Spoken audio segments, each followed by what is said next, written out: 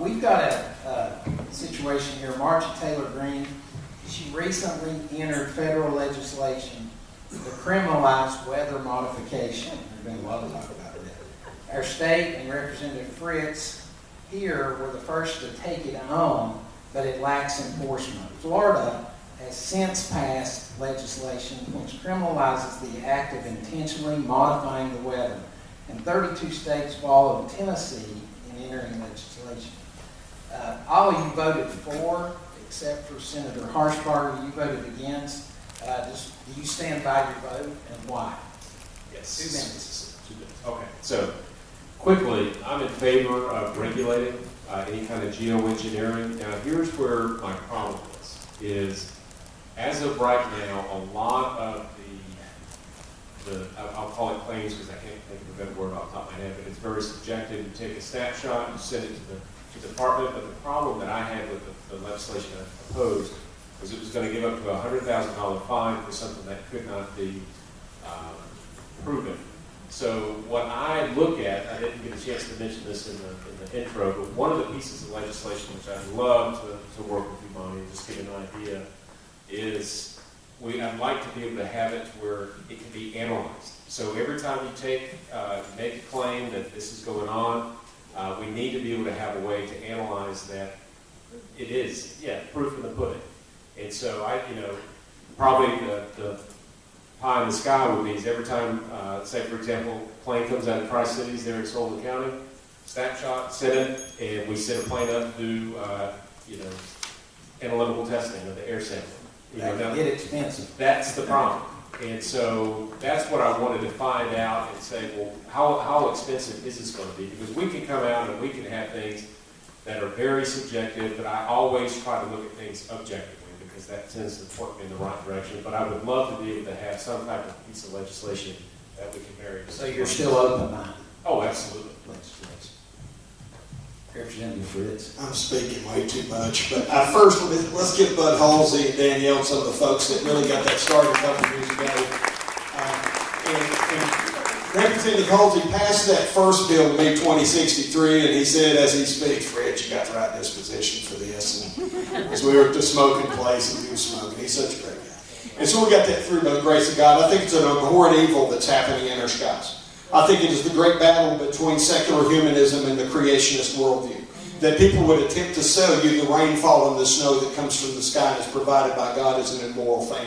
And I want to stop it, not limit it. And so the legislation from this year covers 2 things. I'm going to go over my time just a little bit. The bill that we had this year was House Bill 1112. I think, Bobby, it was 1044 in the Senate, I think.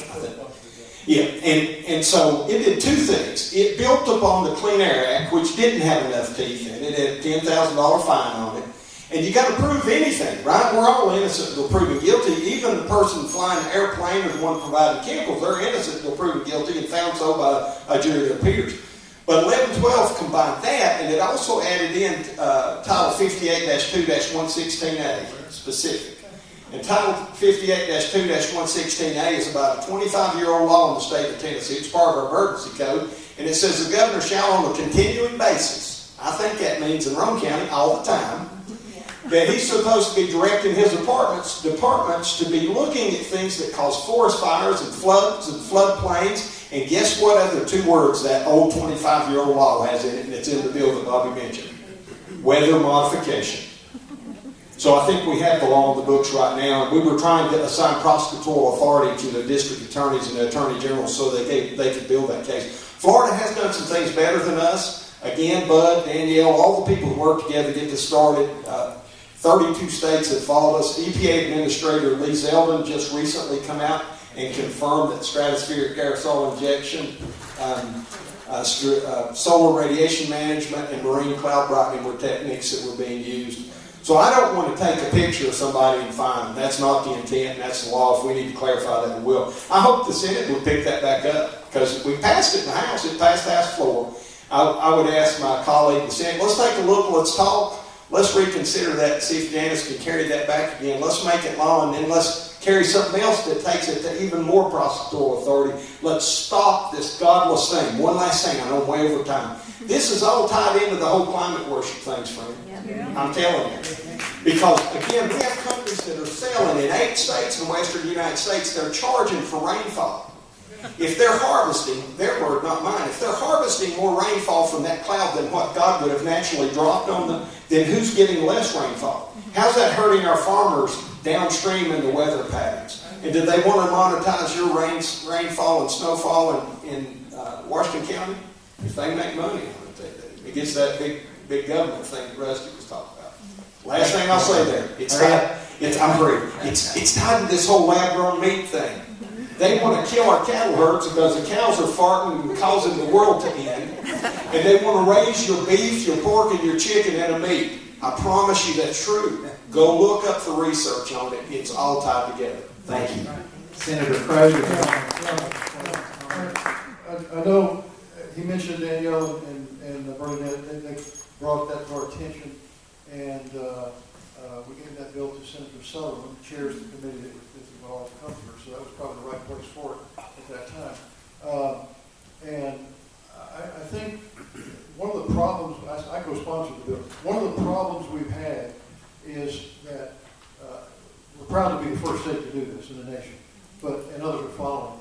But we've got to find a way, as Monty and others here know, to enforce it. And what we're told, so I sent the Attorney General a letter asking how do we enforce this. And I got something back saying, well, you can't. It's the federal government controls the skies over a certain point. You know, anything that's in our atmosphere in Tennessee, what's considered our air and our land, it is enforceable. However, the only way that I know at this point to attack it would be through the 10th Amendment. Because as you know, state sovereignty is very important. Amen. And the 10th Amendment essentially says that those powers not delegated to the federal government by the Constitution are then delegated to the states.